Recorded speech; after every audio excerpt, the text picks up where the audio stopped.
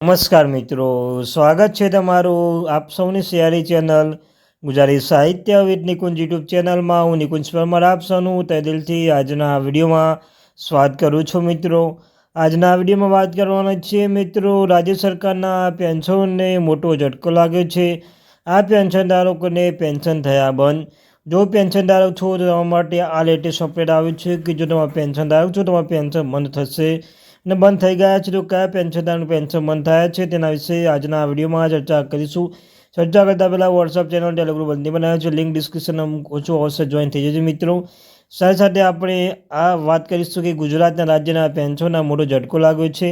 Pension બંધ થતાં pension ફટાફટનો માહોલ રહ્યો મિત્રો. પેન્શનની સરકારી કર્મચારી નિવૃત્ત કર્મચારીઓની ખાસ માહિતી જાણવા જરૂરી છે મિત્રો. સાથે ફાયદા પણ છે તો તેના વિશે આજના વિડીયોમાં ચર્ચા કરીશું. ચર્ચા કરતાં પહેલાં જે મુદ્દાઓ છે, કયા પેન્શન થયું બંધ, પેન્શન શરૂ કરવા માટે શું કરવું પડશે, જુલાઈ 2025 મોંઘવારી ભથ્થામાં કેટલો વધારો, ઓગસ્ટ મહિનાનું પેન્શન, સાથે મિત્રો 18 મહિનાના બાકી ડીએરીએસ ક્યારે થશે જાહેર, મોંઘવારી વધશે તો પગાર અને પેન્શનમાં કેટલો વધારો થશે, કેવી રીતે 4% મોંઘવારી ભથ્થું જાહેર થશે, કેન્દ્ર સરકારની જેમ રાજ્ય સરકારના નિવૃત્ત કર્મચારીને થશે ફાયદો મિત્રો. તો ચાલો જાણીએ વિગતવાર માહિતી મિત્રો. ડીએ વધારો જુલાઈ 2025. સરકારી કર્મચારી અને પેન્શન માટે એક મોટા સમાચાર છે કે કેન્દ્ર સરકારના મોંઘવારી ભથ્થામાં ડીએમાં 4%નો વધારો કરવાની પુષ્ટિ કરી છે. એટલે હવે ડીએ વધીને 59% થશે. આ નિર્ણય જુલાઈ 2025થી અમલી માનવામાં આવશે અને તેની સત્તાવાર જાહેરાત ઓગસ્ટ અથવા સપ્ટેમ્બરમાં થઈ શકે છે. આ નિર્ણયથી કરોડો કર્મચારીઓના પેન્શનને સીધો ફાયદો થશે, જેનાથી તેમની આવક વધશે અને મોંઘવારી યુગના તેમને રાહત મળશે મિત્રો. જો ડીએ વધશે તો પગારમાં સીધો ઉછાળો આવશે.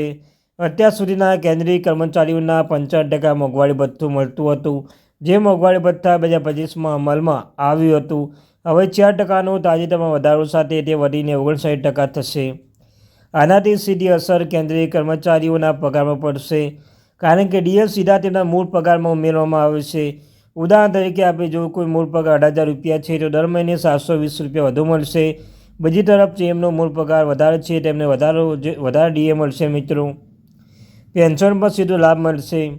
આ વધારો ફક્ત નોકરી કરતા કર્મચારી માટે જ નહીં પરંતુ પેન્શન માટે પણ ફાયદાકારક છે, કારણ કે તેમને પેન્શન પર લાગુ પડતા ડીએ અને ડીઆર એટલે કે મોંઘવારી રાહત પણ મળે છે મિત્રો. નિવૃત્તિ લોકો પાસે આવકનો બીજો કોઈ સ્ત્રોત ન હોવાથી આ વધારાની રકમ તેમના માટે રાહતની ઓછી નહીં હોય મિત્રો. 4% ડીએ કયા આધાર નક્કી કરવામાં આવશે તો સરકાર દર 6 મહિને એટલે કે જાન્યુઆરી જુલાઈમાં ડીએ સમીક્ષા કરે છે.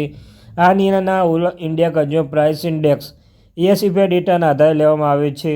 માર્ચમાં 2 મહિના 2025 સુધી આ સૂચકાંક સતત વધારો જોવા મળ્યો છે. માર્ચમાં 143, એપ્રિલ 145 અને મે મહિના 144, તો જૂન મહિના 2025માં 144 સુધી પહોંચે છે. તો આખા વર્ષ માટે સરેરાશ અંતર 144.70 થાય છે. 7મા પગાર પંચ ફોર્મ્યુલા મુજબ આ સરેરાશ ડીએ 58.85% થાય છે, જેમને સુધી ગોળાકાર કરવામાં આવ્યું છે મિત્રો. કોઈ ફોર્મ ભરવાની જરૂર નથી, તમને સીધો પૈસા મળશે. ડીએ વધારાનો લાભ મેળવવા માટે કર્મચારીને પેન્શનને કોઈ પ્રક્રિયા પૂર્ણ કરવાની જરૂર નથી. આ વધેલો ભથ્થો સીધો તમારા પગાર કે પેન્શનમાં ઉમેરવામાં આવશે.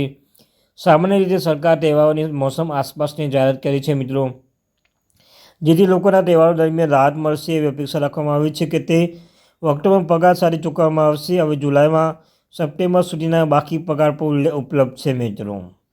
ફક્ત પગાર જ નહીં પણ આખા બજારને ફાયદો થશે. ડીએમાં વધારો ફક્ત કર્મચારીઓના પગારમાં વધારો જ નહીં પરંતુ તેની અસર સમગ્ર બજાર પર પડશે. જ્યારે કરોડો લોકોની આવક વધશે ત્યારે તેઓ વધુ ખર્ચ કરશે. બજાર, દુકાનદારોને, સેવા ઉદ્યોગ, સમગ્ર આર્થિક વ્યવસ્થાઓને આનો ફાયદો થશે. તહેવારોની મોસમ દરમિયાન ખર્ચ વધારવાને કારણે દેશની અર્થવ્યવસ્થાનો વેગ મળશે. એકંદરે 4% ડીએ કરોડો સરકારી કર્મચારી અને પેન્શન માટે સારા સમાચારથી ઓછા નથી. આનાથી તેમના કિસ્સાઓ તો મજબૂત થશે પણ દેશની અર્થવ્યવસ્થાને પણ વેગ મળશે. એવી અપેક્ષા રાખી શકાય કે સરકાર ભવિષ્યમાં પણ આવા સકારાત્મક નિર્ણયો લઈને કર્મચારીઓના હિતને પ્રાથમિકતા આપતી રહેશે મિત્રો. તો આ હતી આજની મહત્વપૂર્ણ અપડેટ.